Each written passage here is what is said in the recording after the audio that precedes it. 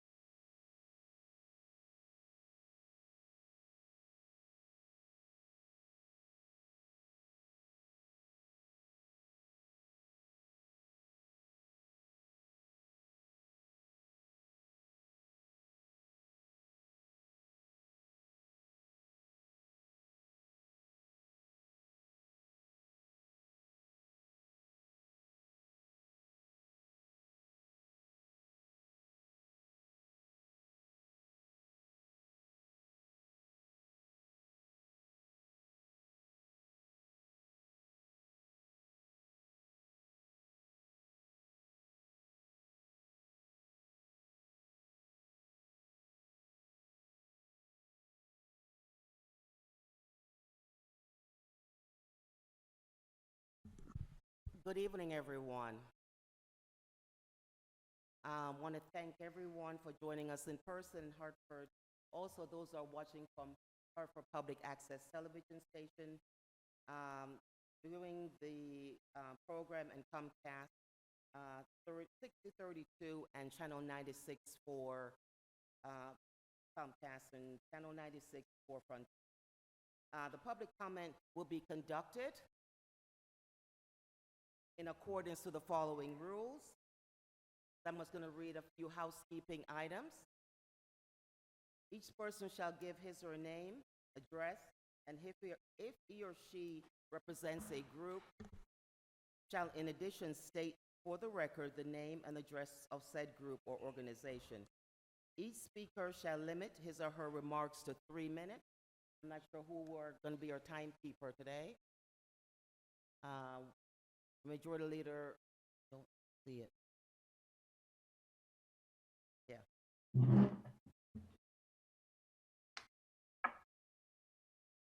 All remarks should be addressed to the council as a body and not to any council members particularly. During the public comment, no member of the council may address the council as a member of the public.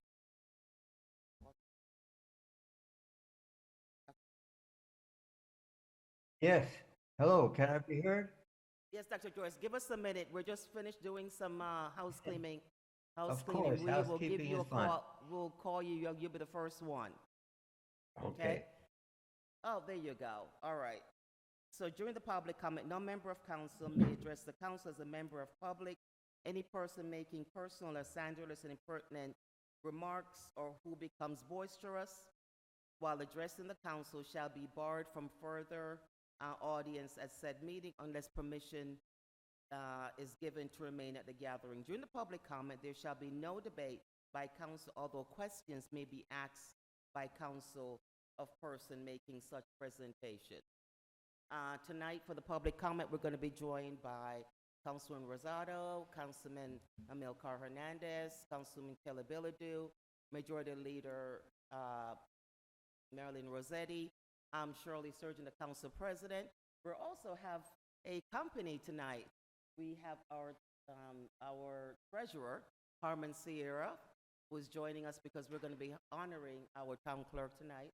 We also have our corporation counsel, and we also have Councilman Mitchum has joined us. On screen for the virtual meeting, we have Councilman, DJ Clark, and we also have Councilman Alex Thomas. Thank you, because I can't see it. I don't have any glasses on to see that far. So those are we have for the council members. So first person up to speak, and don't forget, Dr. Joyce, we'll be timing you 3 minutes. That's fine. Nothing unusual. All right. You have the floor, Councilman George.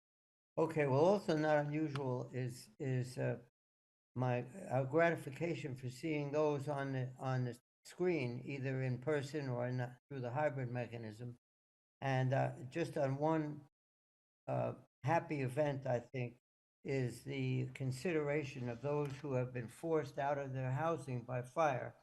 And in particular, at the last meeting, there was a threat to have these people removed because of Gray Hill Corporation, a very nasty New York City real estate firm, which has not been doing well by the treatment of the tenants, and puts at risk the children, especially who live there in their schooling locations and so on. We should be glad to report that the mayor and the council has extended their conditions and financing for another month or so, and hopefully it won't happen any further. It's a good piece of legislation. But it's also very distressing to read of this let's just say lousy behavior by Gray Hill that owns the buildings and out of New York City. They're not in Hartford, and they're not considerate of the needs of the tenants. And apparently there was this disaster of a fire. So it's good that the mayor and the council will maintain hopefully decent conditions, recognizing as always though that the children are put at risk if they have to switch schools and living conditions and so on. And Gray Hill Group in New York, my opinion, should be penalized heavily for allowing the building to continue and restricting the access of all the youth in the council, let alone the rest of the city, to decent housing. And so that will do it. And of course, by the way, December 10th, which is the Human Rights Day, internationally recognized, and unfortunately there are wars going on in many places. But in any case, here in Hartford, let's make sure that our people throughout the winter are well provided for, especially the homeless. But that's always been an issue, and that must be ended also, so that no one is homeless, not only in Hartford but in the whole state, of course, and even more broadly in the whole world. So let me conclude with that. I beat the clock, I think, and I wish all the council members and everyone listening a good and safe holiday season, including the time to wear masks is not totally behind us. So with all that advice, let people be happy and healthy throughout. Thanks. Thank you, Dr. Deutsch, and you also have a safe holiday season. All right. Next person to speak is Ann Gadashian. Good evening. Ann Gostigian, 80 Weathersfield Avenue, Hartford. I'm here today to bring you a few little facts about this Concord Hills thing that's going on. You all have a printout in front of you, I believe, that this is from a week ago when a long list of medical professionals interviewed the displaced tenants, and including psychologists, doctors, nurses, all other kinds of people about the trauma and what they've been going through for over 4 months now, never knowing where they're going to be. If you've heard of a state statute called the Uniform Relocation Assistance Act, if you haven't, it is on the state's website. And that's where you get the $4,000 for people to relocate to another place. Do you know when the Uniform Relocation Assistance Act was put into place? 1971.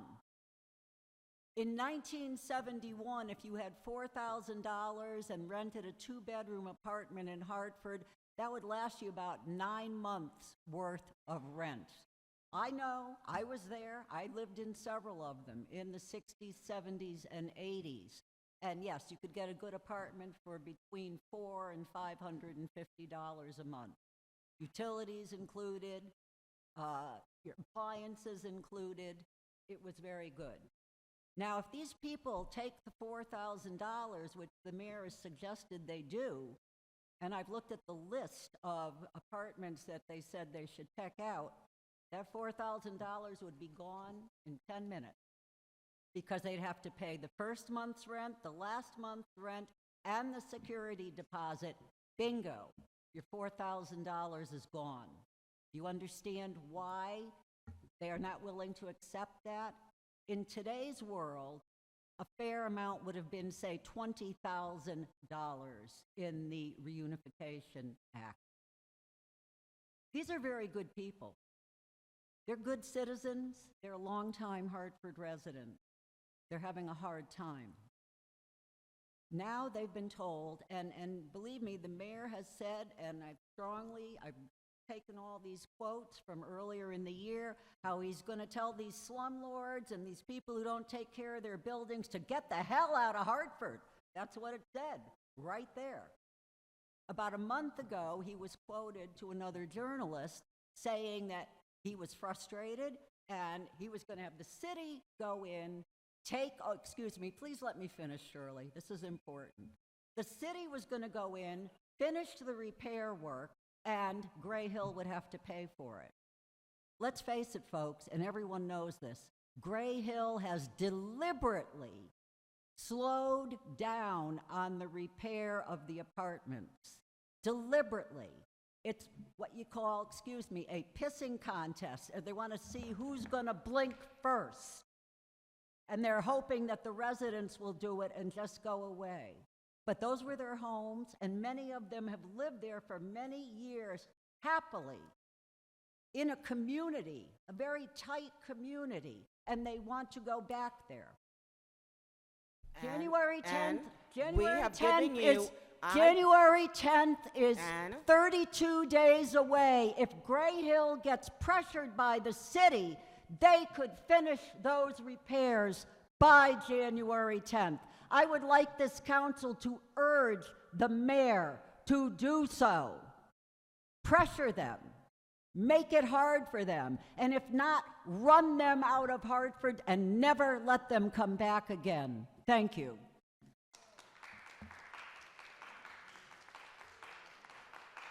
Next up to speak will be Hyacinth Yenny.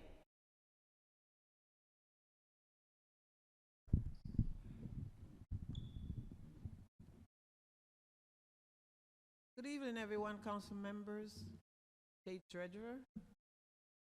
Good evening. I would like to take a moment of silence. I've lost 2 good people this week, Noel McGregor and Troy Stewart. They were people that I work with. And so I'd like to take a moment of silence in respect of them.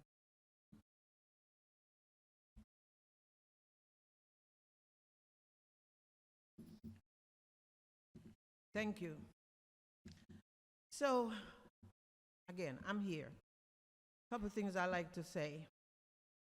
First thing, I want to say, Janice Castle, I want to thank her for all the great work she's done in the city. She is the connection we had to City Hall. And now she's gone. And I cannot say I completely understand all the logistic about that. But however, she was removed from City Hall. And that's a sad day for us in the community. Maybe not for City Hall, but in the community. We miss her, okay? But she's gonna be okay. Because you know, this city of Hartford, they chew up our people, our good people that works, and spit them out like they're nothing, okay? And that is sad.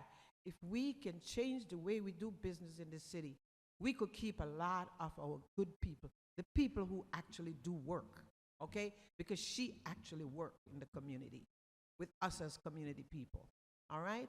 So I just want to let her know that we care about her, and we're sad that we won't be working with her. But I think she will connect with us in the neighborhood, and that's what I'm good for, because she's a community person. And the other thing I want to also say,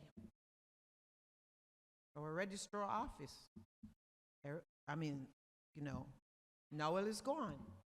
We've got Eric, and we've got Haley, who's been there. As a matter of fact, Eric has been there before Noel. So I'm hoping that the city will make sure that these two people stay in place at the city, at registrar office, because they have the knowledge and understanding of what goes on in the registrar's office. Okay? Town clerk, you mean? I beg your pardon? The town clerk's office. The town clerk's office. Okay, sorry, town clerk's office. The other thing is that I'm a little concerned about is that we've been waiting so long for a police chief, and we haven't had a police chief in place, an acting police chief. I'm surprised as council we haven't put more pressure on the mayor, whoever make the decision, to make sure we have a person in place. We're losing a lot of our guys from the department, and they're not coming back, and they're good people we're losing. We need stability. We need people who are going to make sure our city stays safe and strong. We need to address that. So I'm hoping that you guys will look at that. The other thing, a quick thing I would like to just say something about the Bushnell Park. I think Harris Bushnell might be turned over in his grave to know that we are going to be renting out the park. And for the simple reason is that park is for free, and we shouldn't be charging. However, the money that comes from there should not be going to talk about we're going to hire an art person.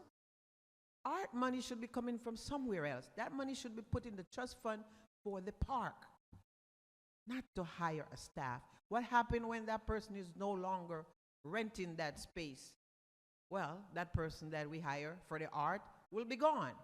So I think we got to be wise about what we're doing and make sure we do the right thing for the city and the residents. I want to wish you all a happy holiday. Oh, by the way, Thursday, if you're available at 6 p.m., we're having our meet and greet party at St. Augustine Church. I invite you all. Thank you. Thank you for the invitation, Hyacinth.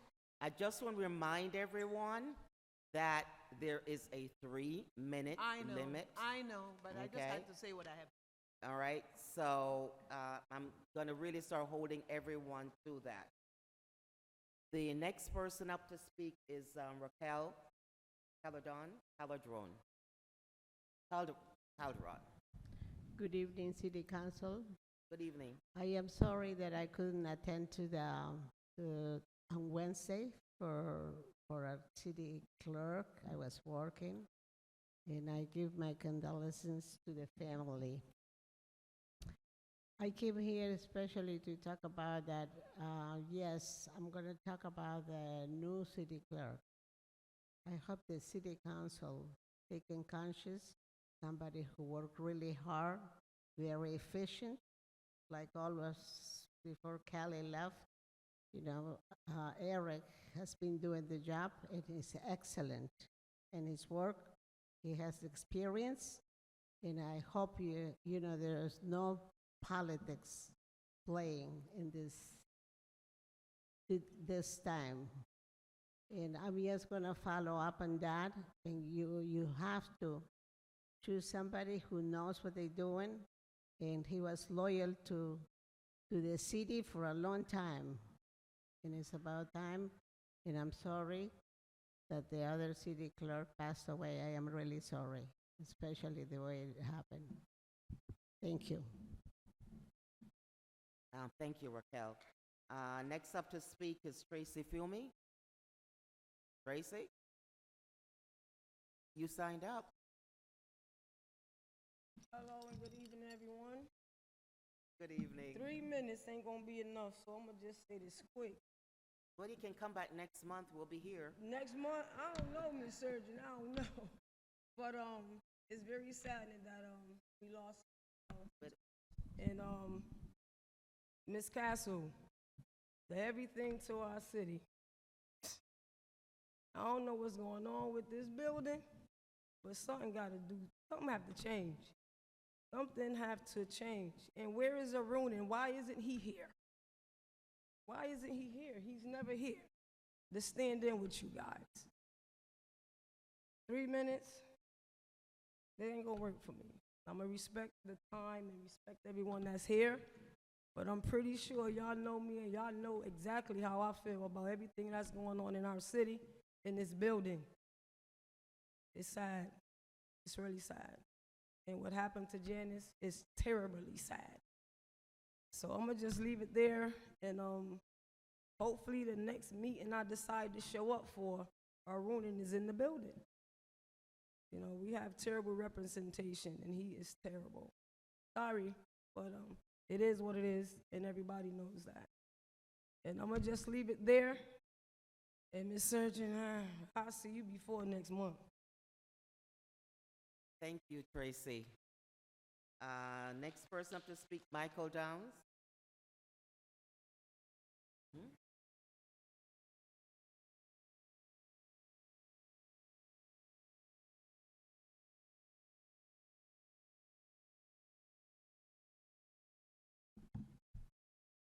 Good evening, council members. My name is Michael Downs. I live at 74 Rosemont Street in Hartford. And I'd first like to express my condolences to the city and to the family of Noel McGregor, who I attended this past week. Knew Noel, first knew him through the NAACP. Then when I was on the Democratic Town Committee, he was the chair. And also, I remember the good work he did as city and town clerk. Also, another good friend, Thurman Milner, former state representative, mayor, state senator, and he also was president of the NAACP. Of course, a good friend of mine, the late Wilbur G. Smith, Senator Wilbur G. Smith. And I'm sorry to hear that they passed. The next thing I'd like to talk about is Concord Hill Apartments. The city should begin procedures on taking over ownership of that building.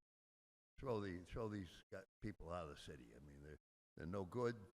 They don't care about the people that live there, and $4,000 still may not get people an apartment. No guarantee. But if the city can take over and get some state funding and some federal funding and some funding to fix it up and rent it out as city buildings, that would be better. Third thing I want to talk about is Wish School. I had a chance to look at some of the design of the Wish School, and it only has one front entrance facing the street. Two streets. There's Kensington Street and Barber Street, and one front building, one entrance at the Barber Street side, and then there's no entrance on the Kensington Street side.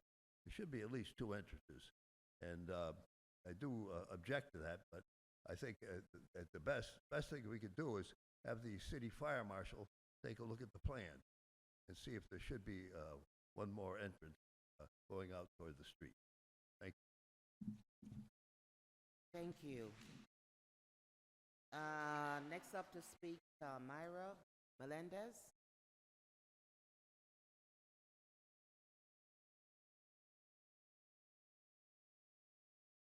Madam President, she had asked me whether I would interpret because she only speaks Spanish. So I'm just, Would you like to yeah, I'm just giving everyone the heads up. That's why I'm Sure. turning my mic on. Councilman Mitchell will translate for you. Thank you. Okay, go ahead. Mi nombre es Mayra Meléndez, soy residente de la 105 de la Sherbrooke Avenue. My name is Mayra Melendez. I'm a resident of 105 Sherbrooke Avenue. Lamentablemente, hoy no vamos a ver aquí al alcalde porque no hay una cinta, no hay una tijera para cortar. Unfortunately, we're not going to see the mayor here because there's no appointment for him to appear. Pero sí, él se encarga de decir de que cortó el ombligo con nosotros, que no nos va a ayudar ni nos va a dar una extensión y nos vamos a quedar fuera el 10 de enero. But I do know that he's told us, not directly, that we're not going to get help and we're not going to get an extension and we'll be out this January. Lo que estamos atravesando es un problema muy en serio, donde Gray Hill, el alcalde y los contratistas no quieren llegar a un acuerdo con nosotros, donde en Gray Hill el 10 de agosto hubo un incendio, a nosotros nos robaron, nos rompieron nuestros apartamentos y al final del día, ¿qué? Nos amenazan con quedarnos en la calle. Esto no es justo porque aquí no se está hablando simplemente de un techo. Muchos de nosotros los inquilinos no cadecíamos de nada, no tomábamos ni medicamentos como para la depresión, la ansiedad y para poder dormir. Y entonces, ahora sí. Mayra, espera un segundito. Sí. What's happening to us, voy a intentar. What's happening to us between Gray Hill, the owner, and the mayor is an injustice because there was a fire on August 10th and our apartments were burned, they were broken, we were robbed of our belongings, and no one is helping us, and what's happening to us is an injustice. Entonces, a todo esto nos ha afectado tanto en la salud, tanto para personas mayores de edad, niños que tienen padecimiento, ya sea de autismo, personas adultas, nosotros como la clase trabajadora nos hemos quedado en la calle. Esto no es justo que nosotros. This has affected our health. We have older people, we have children with autism, we have all of us adults who are working class people, and we're going to end up in the street. Nosotros hemos tenido comunicación con Gray Hill. El acuerdo fue que la unidad iba a estar supuestamente arreglada por 2 semanas, luego 1 mes y después 3 meses. ¿Qué viene pasando?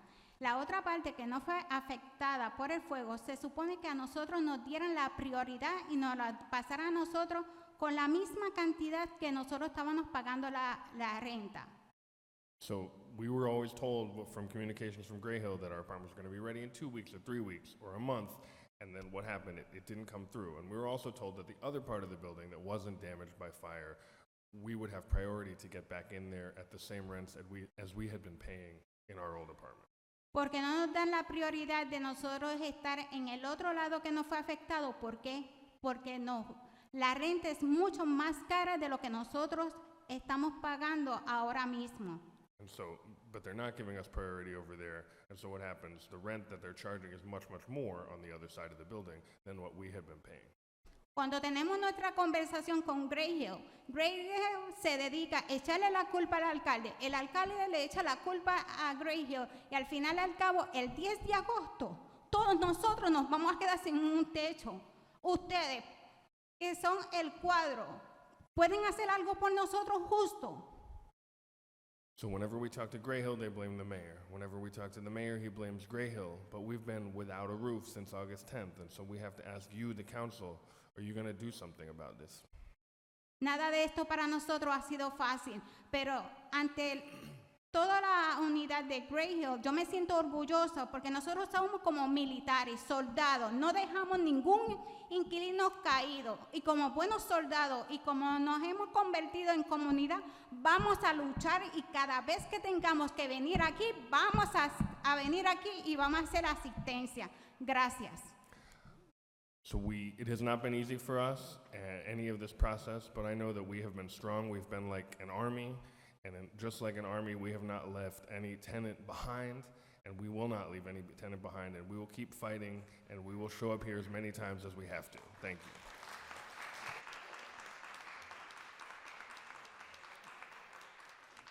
you. thank you, Councilor Mitchum, for translating for us. We have one last speaker, and that is Madison Cheney.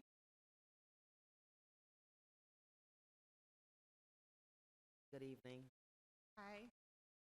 My name is Madison Cheney. I've lived in Hartford since I was born, and I'm a senior at Craig Academy of Computer Science and Engineering in Enfield. I am required to complete a capstone project this year, and I chose the topic food deserts, something that not only impacts me, but the people in my community and other communities like I am here to address the City Council because I believe it is of significance and importance and negatively impacts specifically Black and brown urban communities in that it is difficult to find affordable or good quality fresh food within a reasonable distance from our homes. These food deserts have direct correlation with the cycle of poverty in already low-income communities. It is not only our nutrition that is impacted, but our mental health and well-being as a whole. Healthy food options should not be a privilege. They should be a right for everyone, regardless of. I remember when I was younger, I always used to go over my grandmother's house deep in the north end of Hartford. She lived like 2 houses away from a corner store. There was no grocery stores close by, and for that reason, she would do big shopping either once, maybe sometimes twice a month. I remember clearly a time where we were running low on supplies, and she had asked me to go to the corner store to get her half a gallon of milk so she could cook, make a meal. And I had already like $5 to me, so she didn't have to give me any money. So I was planning on getting the milk and a bag of chips myself. But when I got there, the total was already $5 and some change. But the clerk, he had gave it to me because I always go there often. Knows. At that time, I thought it was just because inflation, but I realized it was more complex than that. The nearest places in already impoverished area for food are in upsells on necessity items is an example of the ongoing oppression of Black and brown people because my white teacher told me where she lives in a neighboring town of Enfield. She goes to the grocery store every other day because it's 2 minutes away from her house, and while the nearest Walmart here in Hartford is 4.7 miles away, and it's illustrating systematic racism within the city. Some solutions that I found in my research is for future urban planning and zoning, we can build more grocery stores instead of fast food areas in my area. The government can help with tax breaks, grants, or low interest loans to encourage grocery chains to build stores in underserved areas, support local businesses. Improving SNAP access by expanding eligibility for benefits for federal assistance programs like SNAP, also known as food stamps, so they could increase food access for low-income families. In conclusion, I am not saying this is going to be easy, but instead of talking about the things we need to take action. The city of Hartford needs to focus on rehabilitation over gentrification. Thank you for your time. No, thank you, Madison.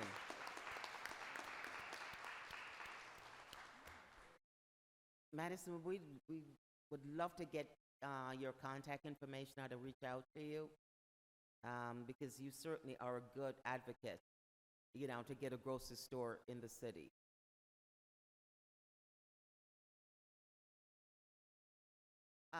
Seeing that we have no more speaker, and tonight we are dedicated the time to honor our town clerk, who is no longer with us. As you see, We have everything all,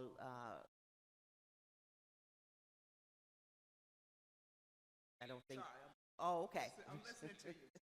All right, no, because we didn't know if we would just close out our public comment, because we are going to spend the remaining time in honoring Noel McGregor, our town clerk.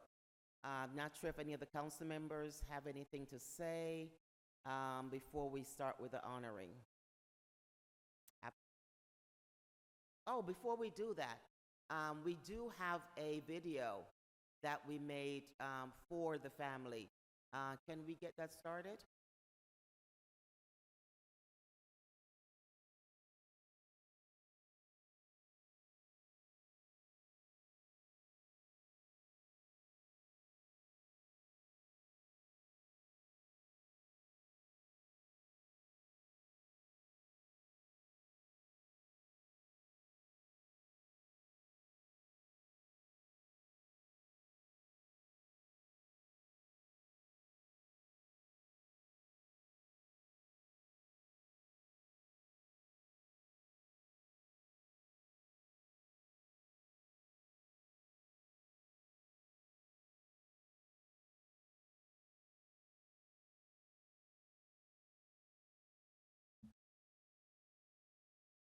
Having a little technical difficulty.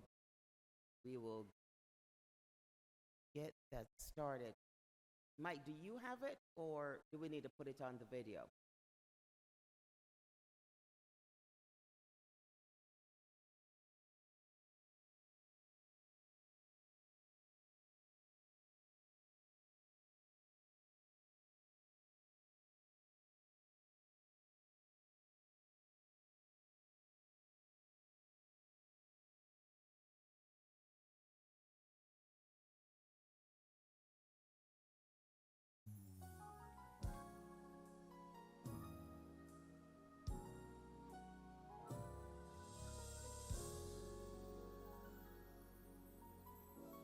Noel was somebody that the city was lucky to have.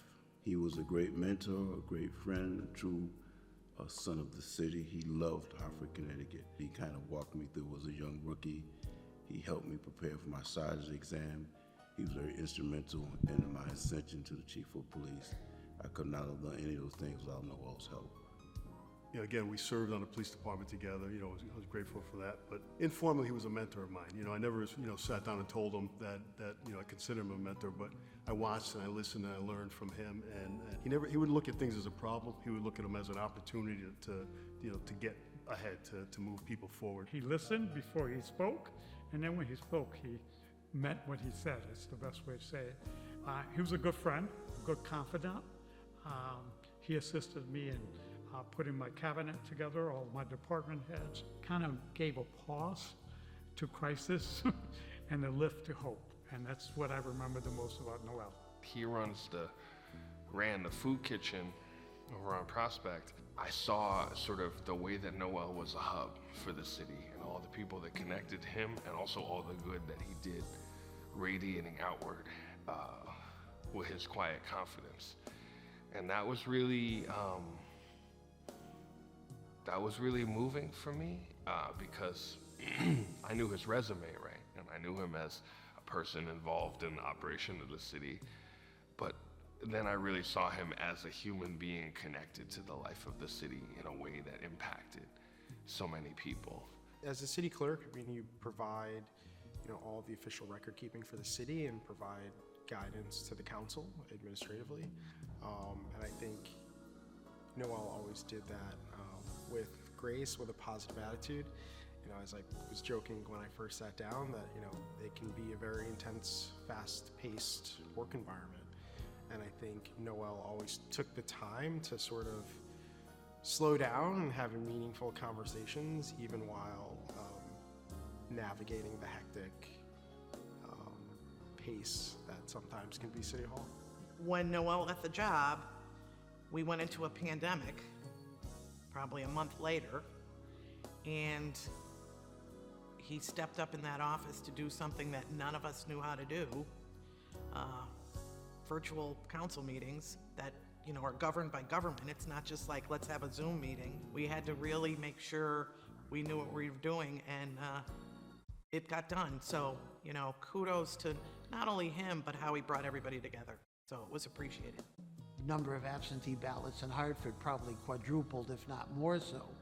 And that was one city department where people could not work from home. I mean, the city clerk's office had to be open and for processing all these ballots, but it was all done, of course, both for the primaries, but most importantly, the November presidential election, 2020. It was quite a task, and he was certainly up to it, and he really came in and showed his strength of his personality. You know, the very last time Noel and I were together, we were actually right outside City Hall, and we recorded a video to encourage people to come in and vote early.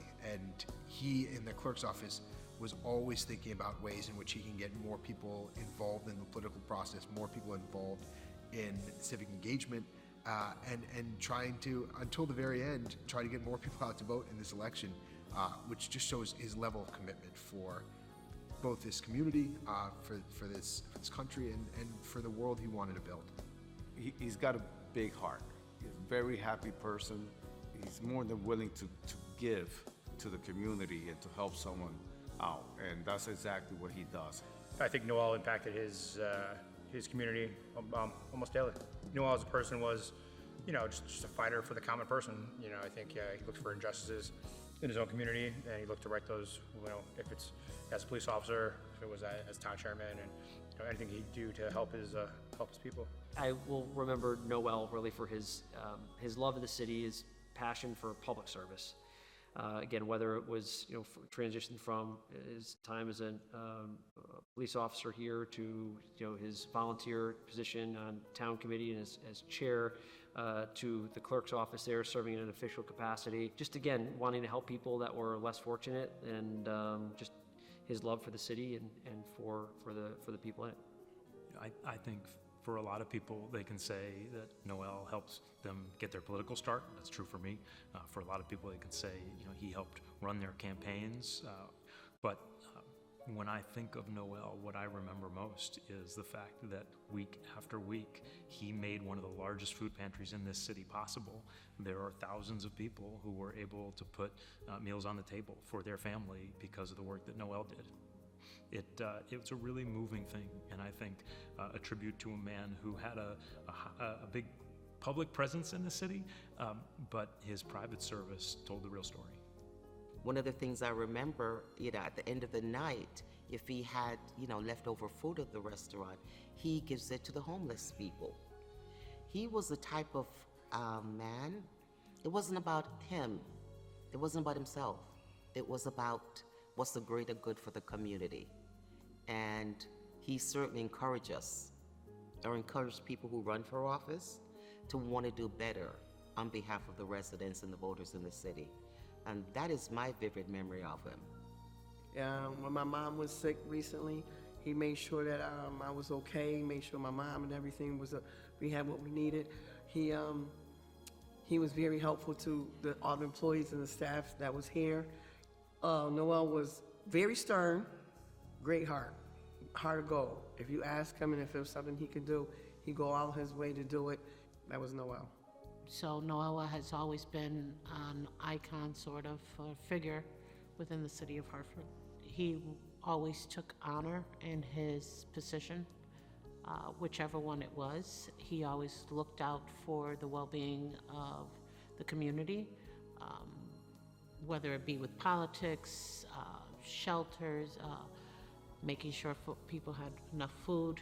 With the food pantry that he ran, he was and always will be remembered within the city of Hartford. He never heard the call to serve that he wouldn't and wasn't eager to answer. He was always a person to give back. And that, from his days as a rookie cop to his days as the city and town clerk, he has exemplified what it means to be a community member and to truly embody the golden rule, which is to take care of thy neighbor. Town clerk. Councilwoman Bilodeau. Yes. Councilman Clark. Yes. Councilman Gale. Yes. Councilman Hernandez. Yes. Councilman Mictum. Yes. Councilwoman Rosado. Yes. Councilwoman Rossetti. Yes. Councilwoman Surgeon. Yes. Councilman Thomas. Yes. Motion passed. And so I call this meeting to end and wish everybody to stay warm.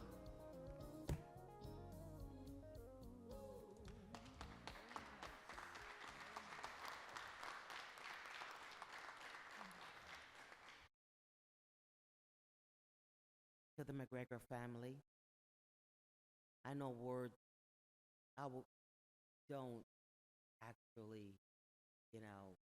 help, but do know that Noel has been our town clerk for over the last 5 years, and he has served this council so well that this is our heart saying to you, we appreciate you sharing him with us for the short time is with us. So we want to just thank you and know that you're in our heart, you're in the city's heart, because of all he has been to this city of Hartford. We've got you.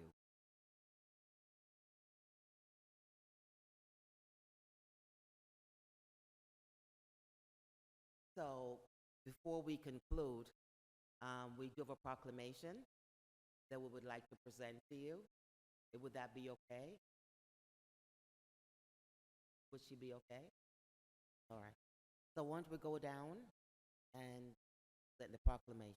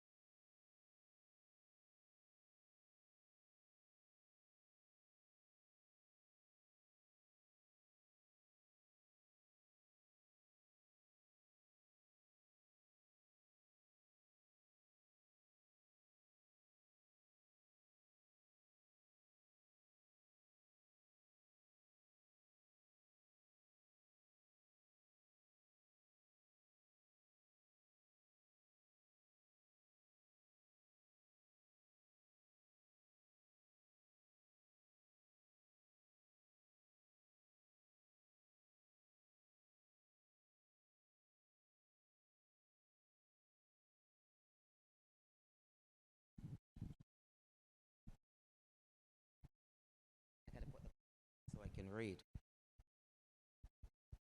So this is from all the council members. It reads, from the City of Hartford Court of Common Council official citation, be it hereby known to all that the City of Hartford Court of Common Council extends its sincerest condolences and expression of sympathy to the McGregor family on the passing of Noel Fitzroy McGregor Jr. On this day, we hereby celebrate the life of Noel Fitzroy McGregor Jr., a beloved pillar of our community. Devoted his life to making our city a place where all our friends, family, and neighbors felt loved, respected, and safe. Noel believed the best way to lead through example. He not only showed his affection for our city by committing himself to the ideals and principle of being a civil servant, but he believed the best way to be a force of good was through direct action.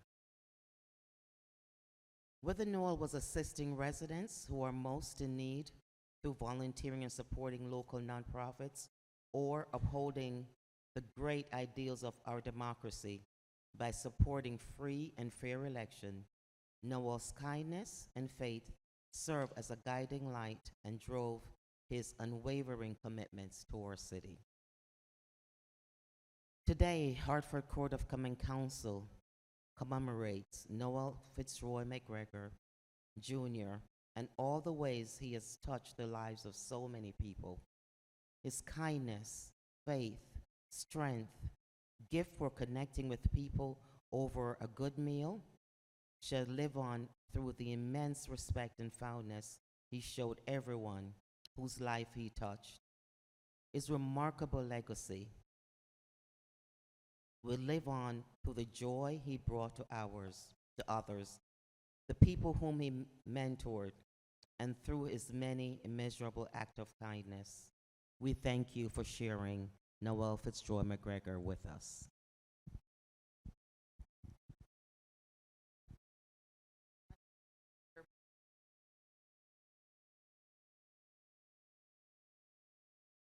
And we have a lot of his staff members here. We have Eric and, so staff, come on up and take a picture with all of us.